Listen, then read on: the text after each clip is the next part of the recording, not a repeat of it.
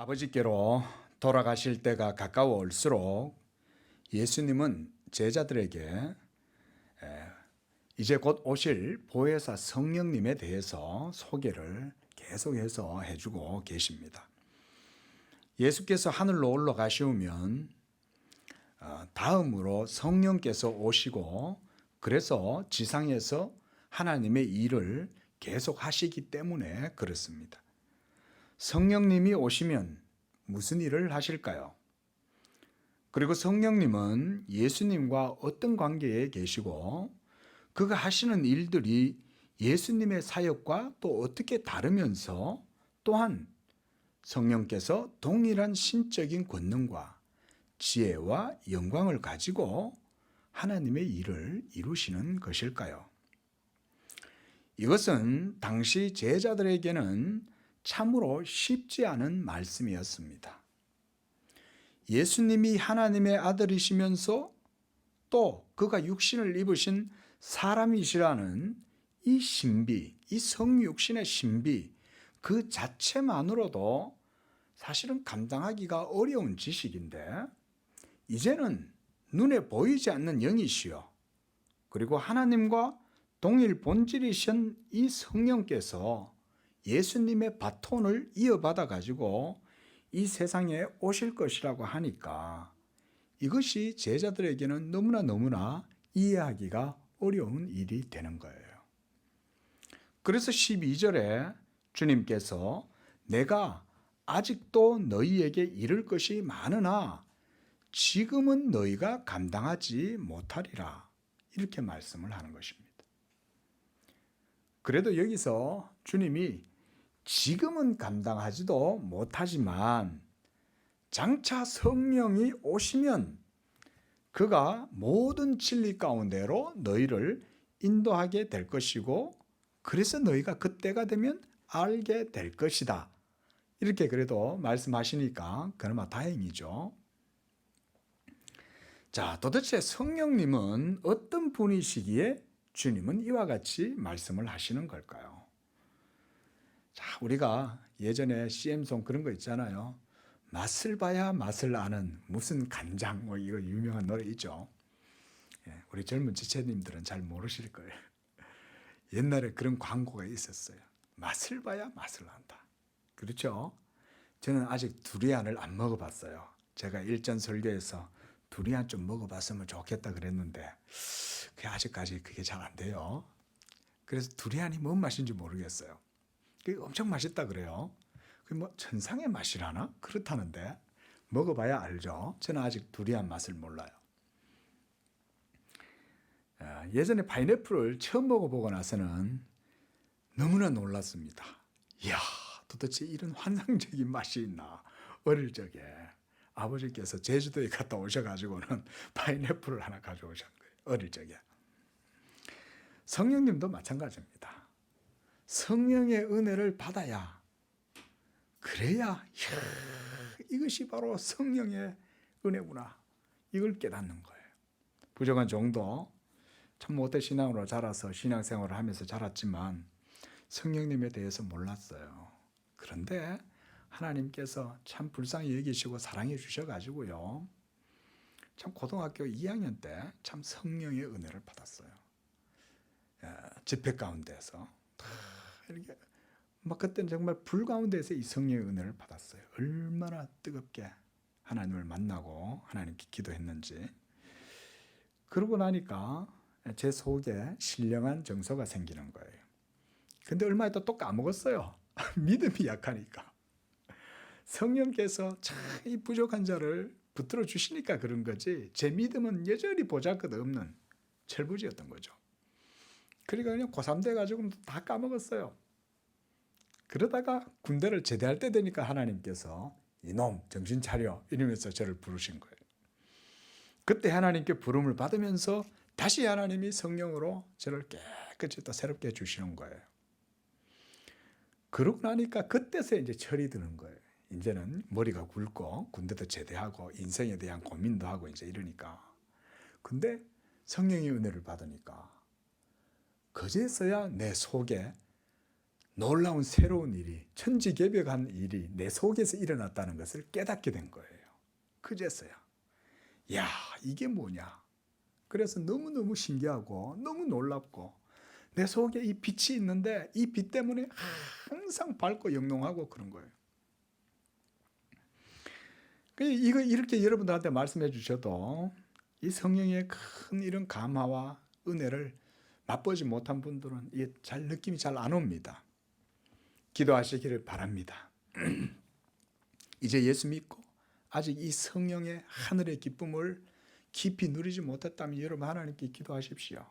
그래서 하나님은요, 구하는 자에게 성령을 주시지 않겠느냐 그랬거든요. 하나님이 예수님을 보내주신 것과 동일하게 성령 주시는 것도 하나님은 기뻐하시는 거예요. 그러니까 의심하지 마시고 성령의 은혜를 주시옵소서 이런 사모하는 마음으로 기도하시기를 바랍니다. 그래서 우리가 이제 이 본문의 말씀을 따라서 성령 하나님에 대해서 우리가 바르게 알고 또 깊이 아는 그런 지식을 우리도 가져야 되겠다라고 생각을 합니다.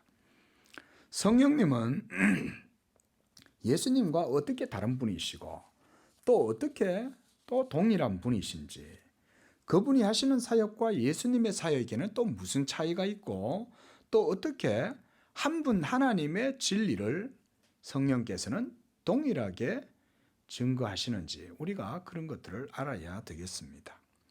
우리가 예수님께서 성령님을 보혜사다. 이 보혜사를 파라클레이토스라고 그래요. 이 말은 성령께서 믿는 자들 안에서 중재하시고 그리고 그들을 위해서 옹호, 변호하시고 그리고 위로하신다. 그래서 우리가 영어 성경에서는 이렇게 이 컴포터다 이렇게 말합니다. 위로자다 이렇게도 말을 하고요. 그리고 어드보케이션 이런 표현도 씁니다. 그래서 이 모든 사역은 예수님이 우리 죄인들을 위해서 하시는 복음의 사역과 성령님의 사역이 사실은 동일한 거예요. 그런데 육신을 가지신 예수님은 이 땅에 계시지 않고 이제는 성령님이 그 일을 하시는 거죠. 본문에서 주님은 성령이 오셨을 때에 독특한 말씀을 하세요. 세상을 책망하신다 이런 표현을 씁니다. 여기서 책망한다는 말, 이것은 피고에게 무엇을 잘못했는지를 정확하게 깨닫게 해주어서 그에게 유죄 판결을 내린다 이런 의미예요. 조금 법정적인 개념이죠. 책망하신다는 얘기가.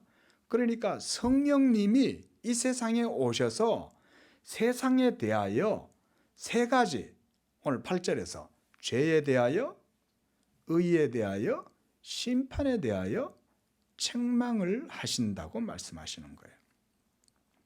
이 말씀이 좀 어려운 거예요.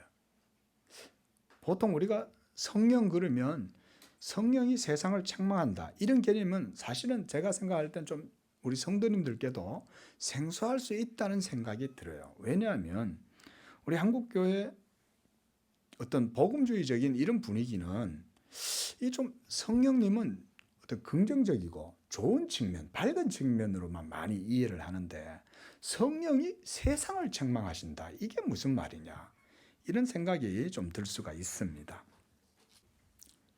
그러나 이런 생각들이 드는 이유를 제가 좀 생각을 해보니까요. 그거는요. 우리가 너무 복음을 우리들 인간 중심적인, 인간 편애적인 그런 복음으로 너무 우리가 기울어져 있기 때문에 저는 이런 측면들은 우리에게 좀 생소한 감을 준다고 생각이 들어요. 그래서 우리가 하나님의 진리인 복음을 이런 것들을 좀 더 균형 있게 이해를 해야 그렇죠. 복음이라는 것은 생명의 냄새만 있는 게 아니고 사망의 냄새도 있잖아요. 여러분 우리가 복음이라고 하는 것을 이해를 할 때는 이 복음의 개념은요. 단지 여러분 한 사람이 예수 믿어서 개인 영혼이 구원받는다 이 정도만 말하지 않습니다. 복음의 이 모든 다루는 그 모든 담론이라고 할 수가 있겠죠. 그 담론의 넓이는요. 온 우주 역사를 다 포함하는 겁니다. 그만큼 복음은 사실은 큰 겁니다. 그러니까 한 개인의 구원뿐만 아니라 교회와 역사와 세계의 모든 운명도 사실은 이 복음하고 다 관련이 있는 거예요. 우리가 그렇게 복음을 크게 이해를 하고 해야 되는 거죠. 그래서 초대교회 때 이제 성령이 임하실 때에 그 성령의 충만함을 받은 성도들이 막 예언을 하잖아요. 성령 충만함을 입고. 그때 그들이 했던 예언의 내용이 뭐냐면 하나님의 큰 일을 말함이로라 그랬어요. 하나님의 큰 일이란 얘기는 온 우주적인 거시적인 대하나님의 구원의 큰 드라마, 그거를 갖다가 예언을 했단 말이죠. 복음은 그런 내용들을 포함하는 거예요.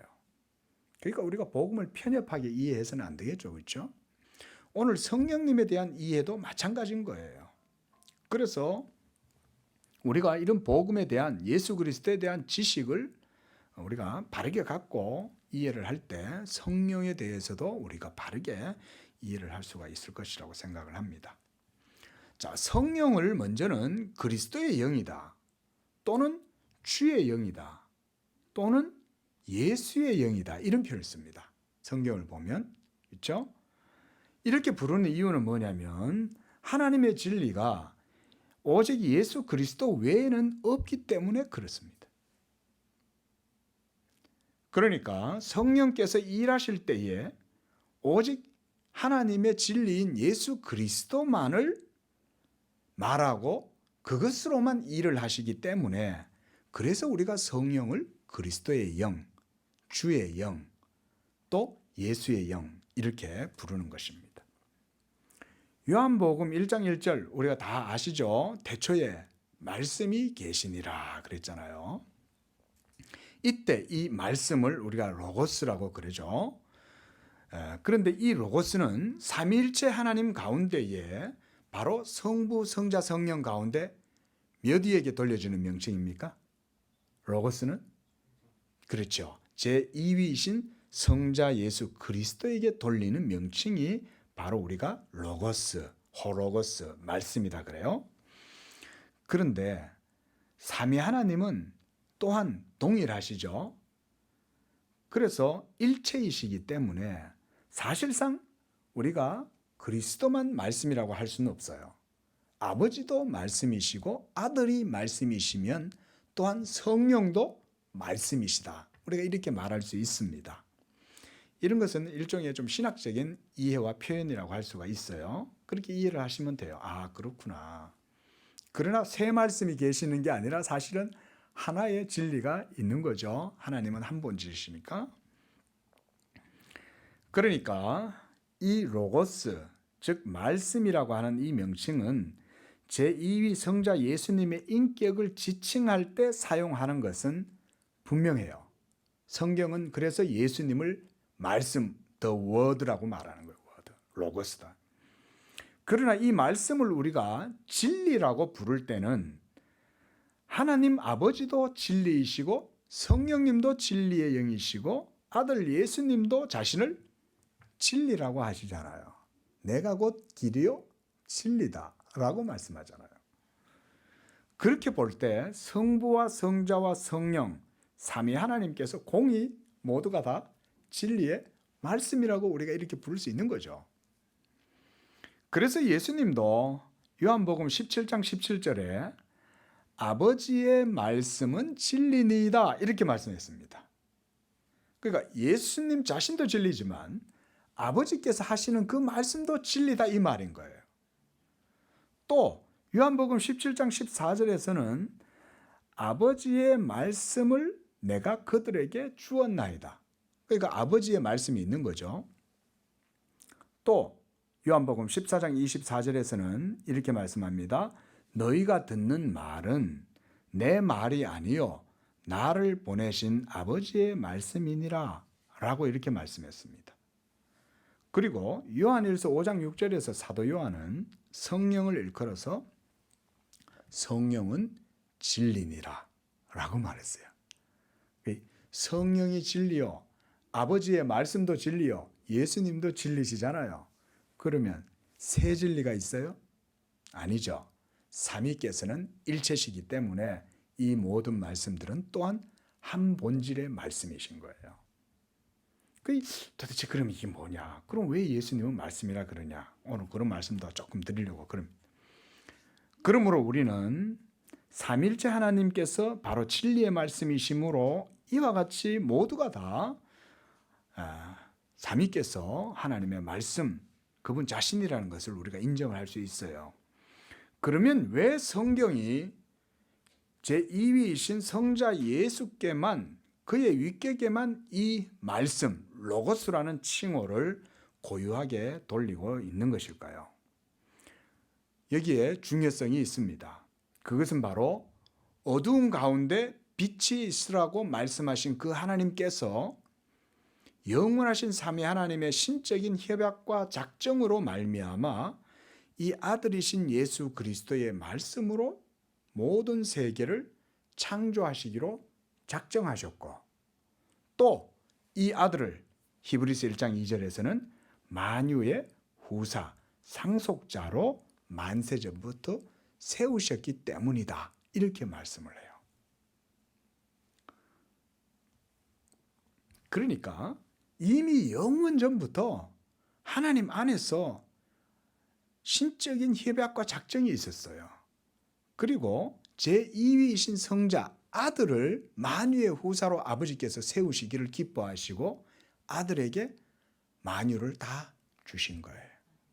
오늘 15절 말씀을 보십시오. 무릇 아버지께 있는 것은 다 누구 거예요? 내 것이라. 그리고 요한복음에서 우리가 계속 보게 되겠지만 아버지께서 내게 만유를 주셨사오며 내게 모든 것을 다 주셨다라고 말씀합니다. 이 표현은요, 깊은 표현입니다. 아버지께 있는 것은 다 내 것이라, 이 말은 아버지께서 아들을 만유의 상속자로 삼으셔서 그에게 다 주신 거죠. 아버지가 계시니까 아들은 당연히 그 아버지의 유업을 이을 후사잖아요. 그러면 아버지의 모든 것은 다 아들의 것인 거예요. 이거를 하나님 안에서도 이렇게 표현하는 거예요. 그래서 히브리서 1장 2절 말씀에서 이와 같이 아들을 만유의 후사로 세우셨다고 말씀하시는 거예요. 이것이 벌써 영원 전부터 이렇게 삼위 하나님 안에서 이루어진 일이다. 이걸 잘 기억을 해 놓으십시오. 그래서 아들의 말씀이 아니고서는 만물이 하나도 지음을 받을 수가 없었던 거예요. 그래서 우리가 요한복음 1장 3절에서 이렇게 말씀하죠. 만물이 그로 말미암아 지은 바 되었으니 지은 것이 하나도 그가 없이는 된 것이 없느니라. 그러니까 이 모든 세계가 다 예수님으로 말미암아 지어진 거예요. 하나님 아버지로 말미암아 지어진 거 아닙니다. 성령님으로 말미암아 지어진 게 아닙니다. 우리가 지금 보는 이 모든 사물, 현상 세계는 예수 그리스도의 위격에 돌려지는 그 말씀으로 지어진 거예요. 이런 게 이제 신학적으로 정확한 표현이에요. 아버지께서 아들의 말씀으로 세상을 지으셨다, 이 말이죠.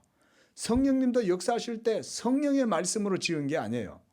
제2위이신 그리스도의 말씀으로 모든 세계를 지은 거예요. 중요한 사실입니다. 그래서 고린도전서 8장 6절에서도 사도 바울도 이렇게 고백합니다. 한 하나님 곧 아버지께서 계시니 만물이 그에게서 났고 우리도 그를 위하여 있고 또 한 주 예수 그리스도께서 계시니 만물이 그로 말미암고 우리도 그로 말미암았느니라. 만물이 예수 그리스도로 말미암았다라고 이렇게 말하는 거예요. 그럼 우리가 여기서 이런 그림을 여러분들이 그려보시면 조금 도움이 됩니다. 하나님 아버지께서 세상을 지으실 때 분명히 하나님 아버지께서 창조하신 거예요. 근데 지으실 때 말하자면 무엇으로 지었냐? 아들의 말씀, 그 말씀으로 지으셨다, 이거예요. 또한 로마서 11장 36절에서도 이는 만물이 주에게서 나오고 주로 말미암아 주에게로 돌아감이라, 이렇게 표현합니다. 이것은 바로 하나님의 아들 예수 그리스도를 통해서 하나님께서 모든 세계를 지으셨기 때문에 또 그 아들이 아니고서는 하나님께서 자신을 나타내 보이시지 않는 이런 신적 경륜이 거기에 있는 것입니다. 그러니까 우리가 예수님이 아니면 우리는 하나님을 알 수가 없어요.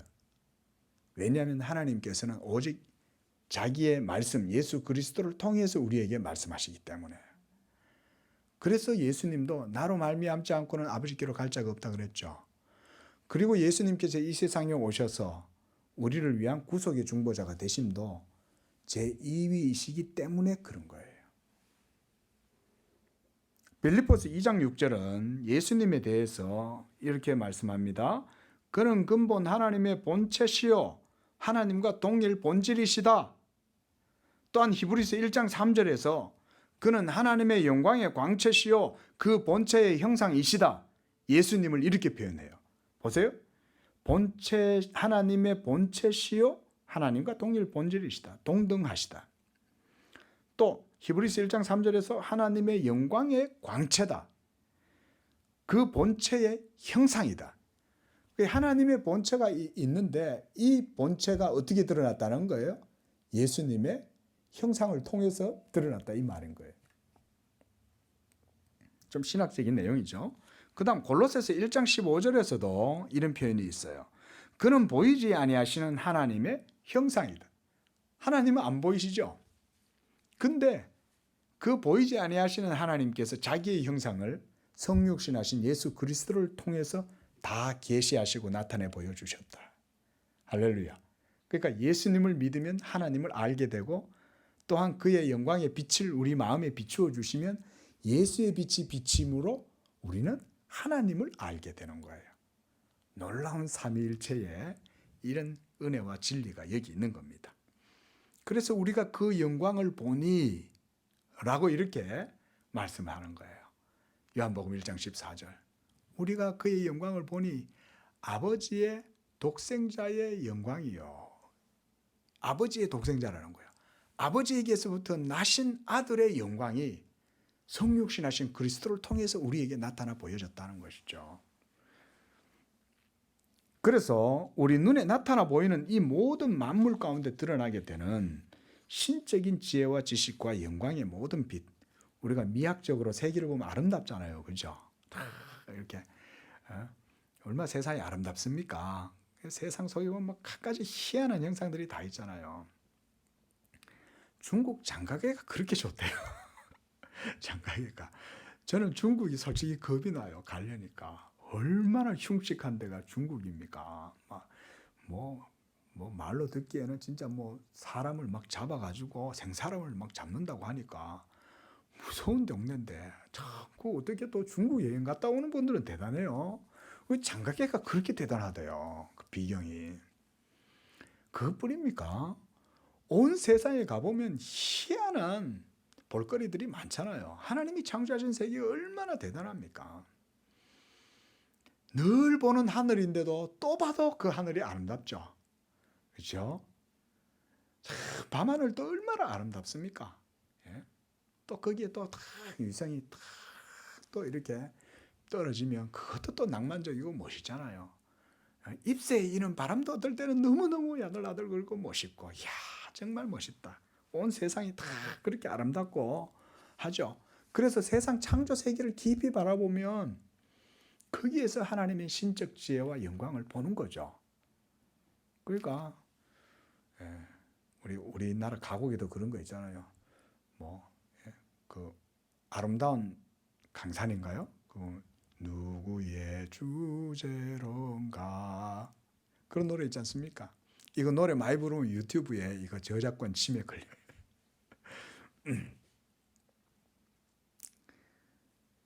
그러니까 이 모든 세계가 다 그와 같이 이런 하나님의 신적인 지혜와 영광을 보여준다. 그런데 여러분 그때 보이는 그 영광의 빛은 누구의 것입니까? 하나님께서 예수님의 말씀을 통해서 모든 세계 가운데 현시해 주셨다. 보여주신 그 빛이다.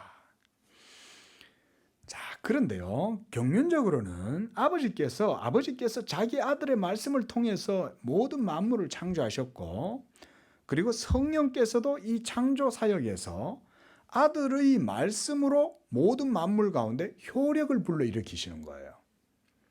그래서 아무것도 없는 공, 허, 무, 아무것도 없다 이거예요. 여러분 이것도 우리가 상상할 수 없죠. 우리가 영원에 대해서도 우리가 사실은 실제적으로는 상상하기가 어렵습니다. 영원은. 우리가 오전에도 잠깐 성경 공부에서 그런 말씀 드렸죠. 그것과 마찬가지로 아무것도 없는 nothing에 대한 내용도 우리는요 사실은 실제적으로 상상할 수 없어요. 왠지 아세요? 우리는 아무것도 없다는 걸 상상하고 있을 때 누가 상상하고 있어요? 내가 상상하고 있잖아요. 상상하고 있으니까 우리는 상상할 수 있는 그 대상인 물을 상상할 수가 없는 거예요.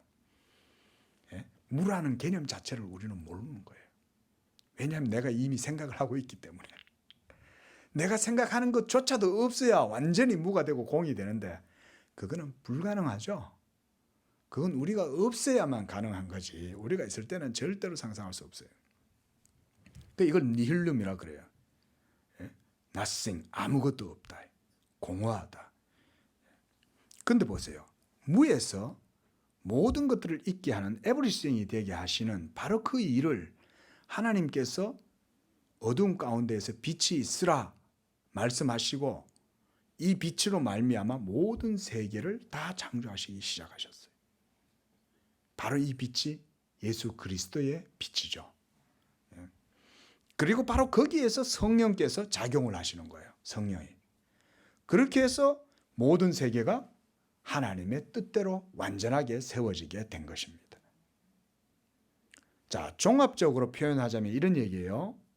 모든 창조의 사역과 하나님께서 만드신 만물 그 자체는 이처럼 삼위일체 하나님의 사역이 이러한 진리로 말미암아서 이루어진 것임을 우리가 알게 된다는 거예요. 이런 것들을 통해서.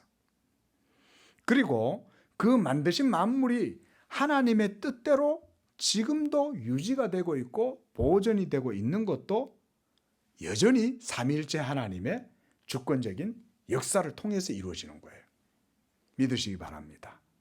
우리 보통 세상 살아가도 크리스찬들도 이 세계는 하나님이 창조하셔서 이런 기본적인 믿음의 고백들은 다 하죠. 그런데 좀 더 깊이 있게는 하나님이 내 모든 삶을 다 주관하고 섭리하실까? 사실 우리가 이런 데서 조금 애매모호하잖아요. 내 머리털 하나까지 다 세신다는데 정말 그러나? 감이 잘 안 오죠. 그런데 사실 그것은 우리가 그만큼 하나님의 존재에 대한 인식이나 능력이 떨어지기 때문에 그게 잘 수긍이 안 되는 거예요. 그러나 하나님은 영원하시면서 동시에 모든 것들의 지속 속에 하나님이 역사하시는 거예요. 우리가 유지되는 것도 우리의 체질이 유지되는 것도 하나님이 붙들고 계시는 거예요. 믿으시기 바랍니다. 하나님이 다 하시는 거예요. 이게 성경의 가르침이에요.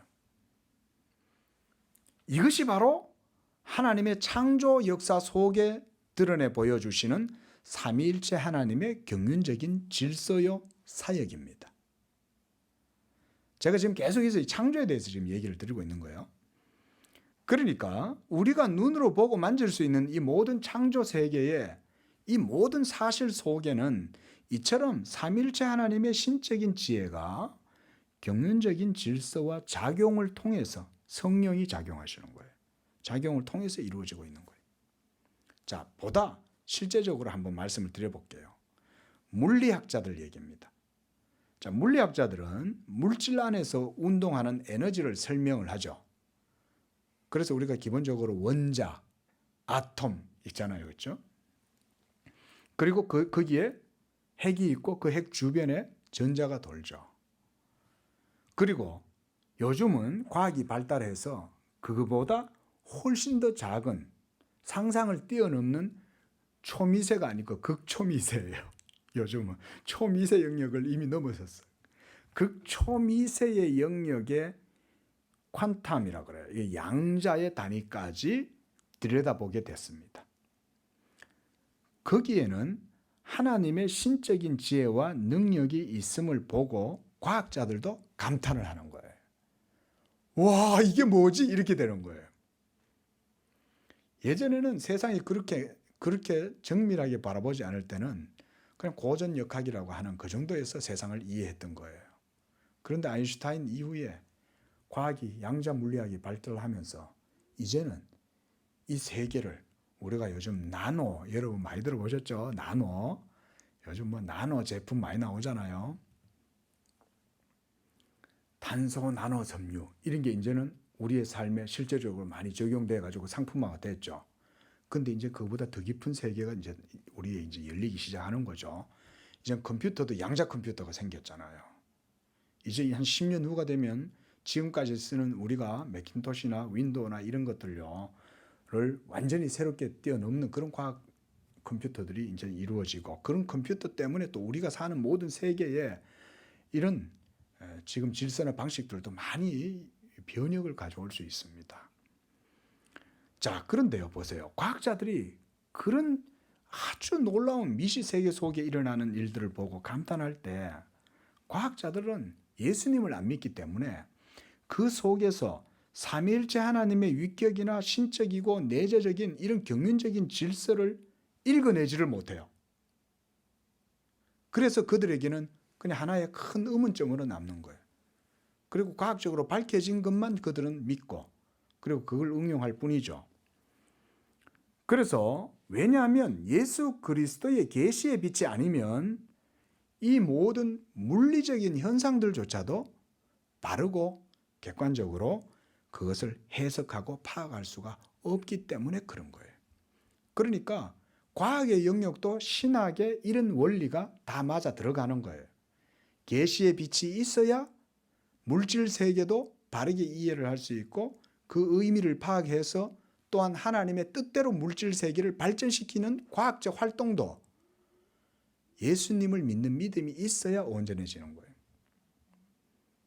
그래서 아담이 타락하지 않고 하나님의 계명의 말씀에 순종해서 인류가 하나님의 백성이 되어서 지금까지 번성했다면, 온 세계가 이 모든 세계를 그와 같이 탐구하면서 하나님의 뜻대로 모든 세계를 개발하고 발전시키면서 나아가는 거예요.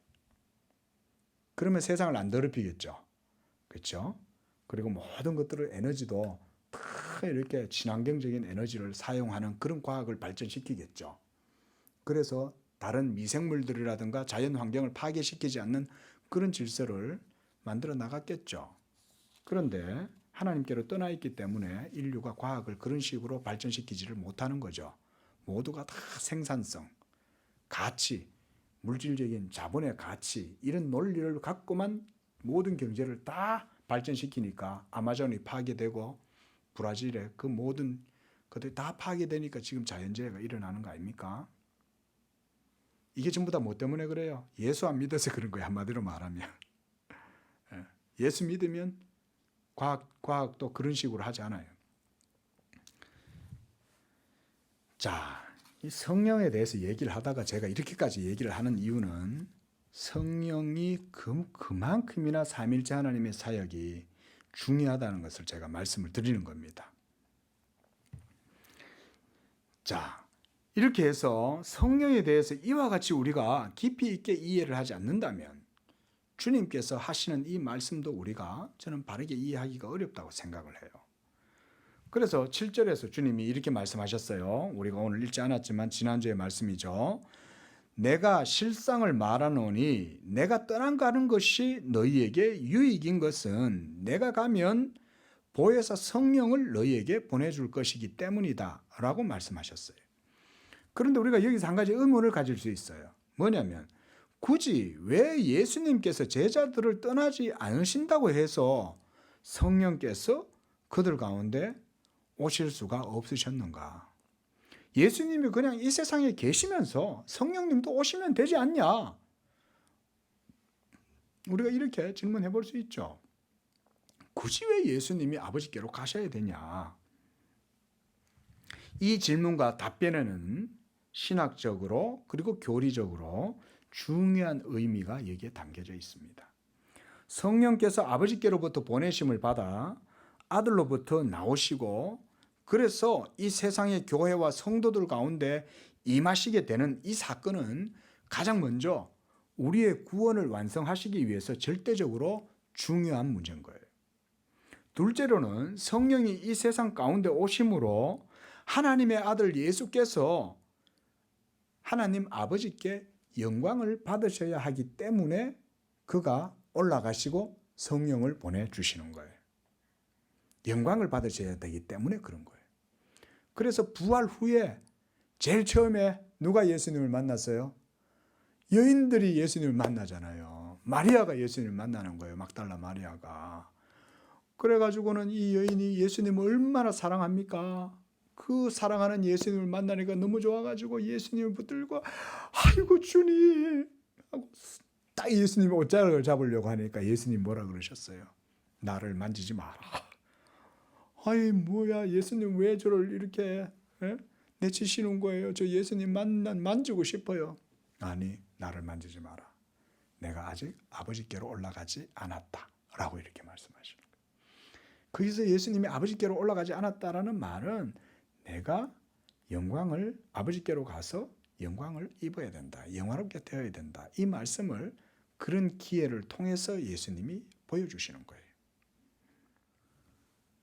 사도행전 2장 33절 말씀 한번 찾아보시기 바랍니다. 하나님이 오른손으로 예수를 높이심에 그가 약속하신 성령을 아버지께 받아서 너희가 보고 듣는 이것을 부어주셨느니라. 초대교회 오순절 마가다락방에 120문도들 가운데 성령이 임하시고 놀라운 폭발적 역사가 일어난 거죠. 그 임팩트가 너무나 커서 예루살렘 도성에 있는 사람들이 다 그 일을 듣고 놀란 거예요. 도대체 이 일이 뭐가 이렇게 이 사람들이 왜 이러는 거야? 전부 다 술이 취했나? 이 사람들 도대체 왜 이래? 라고 할 때 베드로가 이렇게 설명을 한 거예요. 보세요. 오순절 성령의 강림 사건은 하나님의 아들 예수 그리스도를 영화롭게 하심으로 이제 모든 이름 위에 뛰어난 이름이 되게 하시고 모든 입으로 예수 그리스도를 주라고 시인하게 하시고 모든 무릎이 예수의 이름에 꿇게 하시는 그 예언에 대한 성취적인 사건이 성령 강림의 사건입니다. 그래서 33절 바로 그 밑에 보면 사도 베드로는 이 사건의 예언적 성취에 대해서 설명을 해놓고 있어요. 그게 바로 무엇 때문에 그래요? 33절의 말씀, 34절의 말씀이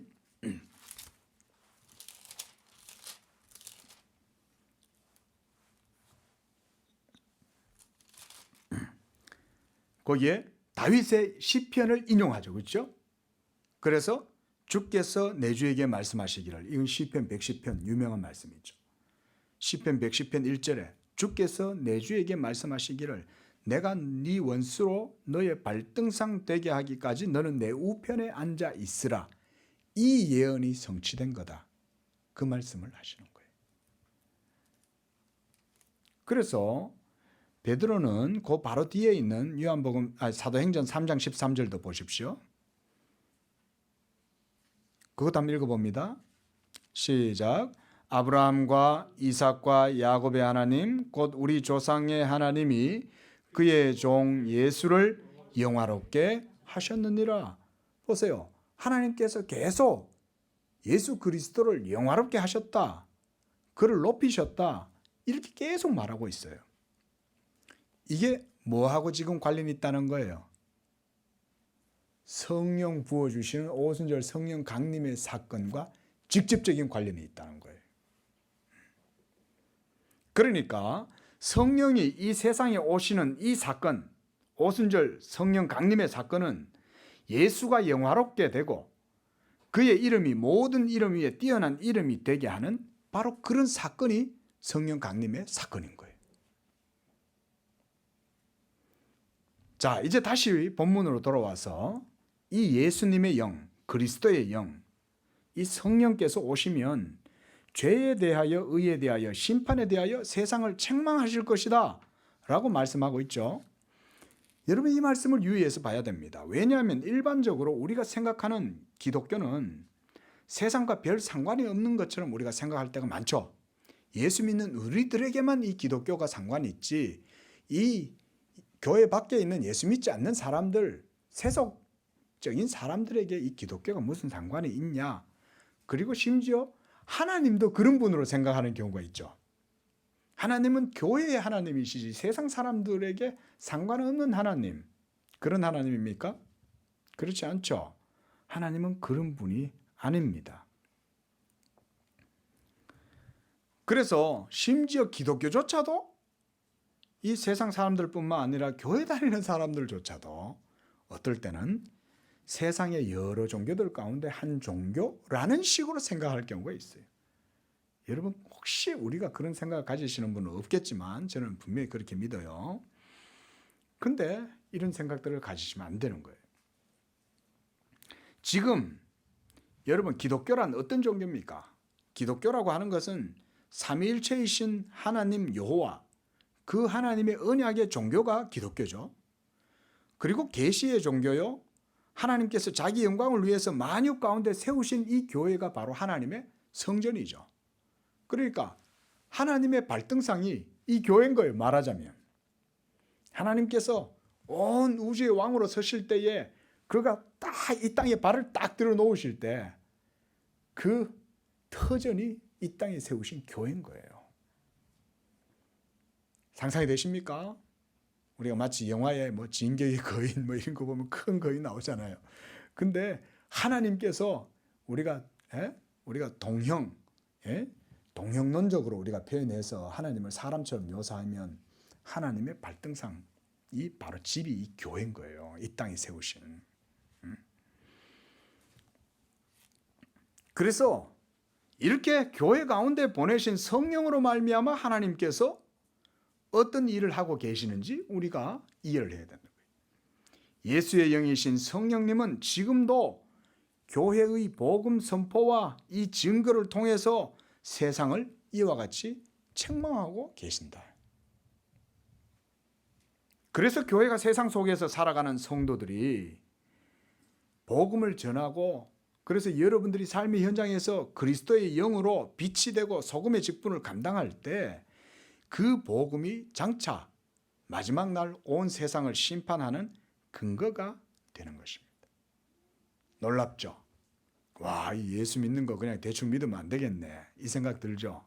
왜냐하면 예수 믿는 여러분들의 삶의 인격과 여러분들의 모든 삶의 영역 속에 하나님께서 여러분들이 믿음의 증거를 따라 살면 그게 마지막 날 믿지 않는 자들에게 심판의 근거가 된다는 거예요. 여러분들은 하나님의 심판의 거울이라고도 할 수가 있는 거예요. 믿으시기 바랍니다. 그래서 마태복음 19장 28절에 보면 주님이 이런 말씀을 하세요.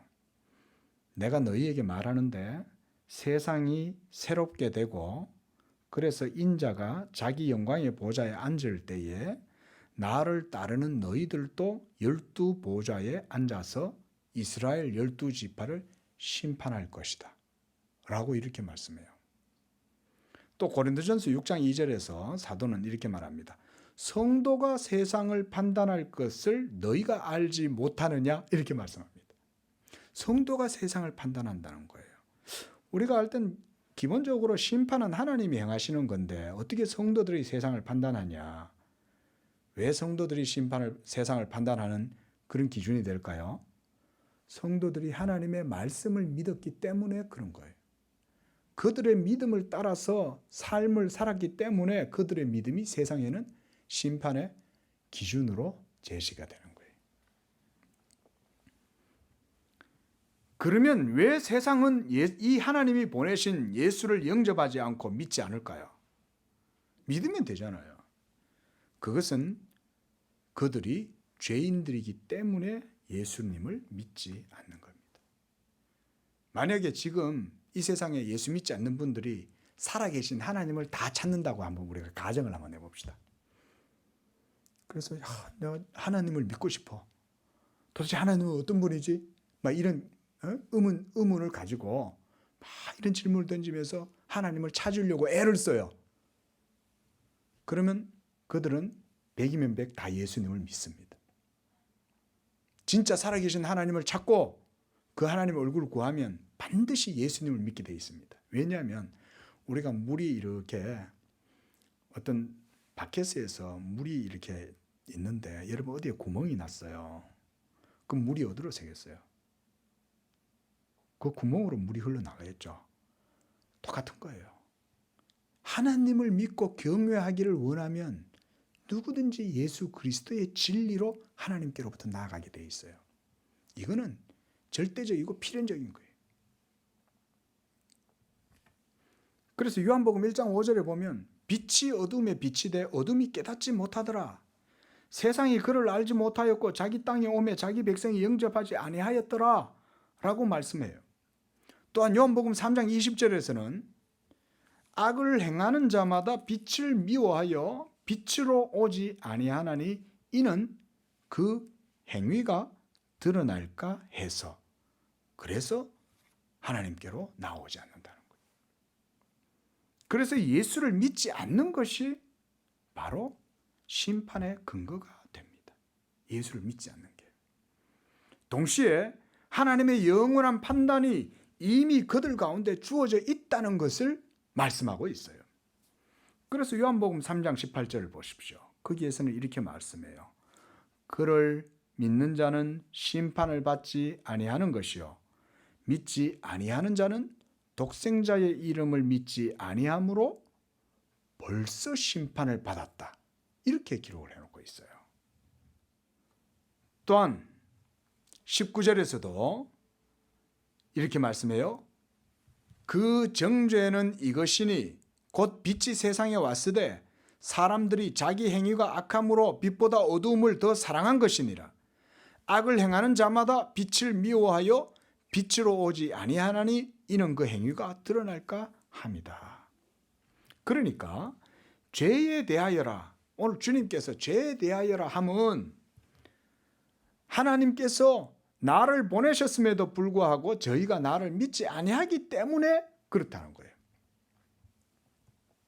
그래서 사람들이 복음 전함을 듣고도 예수 믿지 않는 이유가 바로 이와 같이 그들이 빛을 싫어하고 어둠을 사랑하기 때문이요, 자신들의 죄악된 행위가 그 빛 앞에서 드러나기 때문에 그래서 예수를 안 믿는 거예요.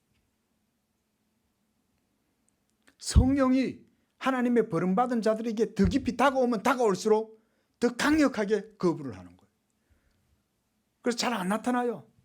제가 금요일 날에도 율법에 대해서 설명을 해드리면서 이렇게 물컵 속에 있는 오물들에 대해서 말씀드렸는데, 하나님의 버림받은 자들은, 택하심을 입지 못한 백성들에게는 이렇게 증거가 나타나는 거예요.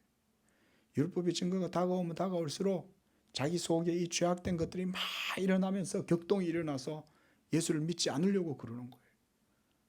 하나님의 불가항력적인 은혜는 하나님의 택하심을 통해서 주어지기 때문에 하나님이 그를 믿게 만들어 주시는 거예요.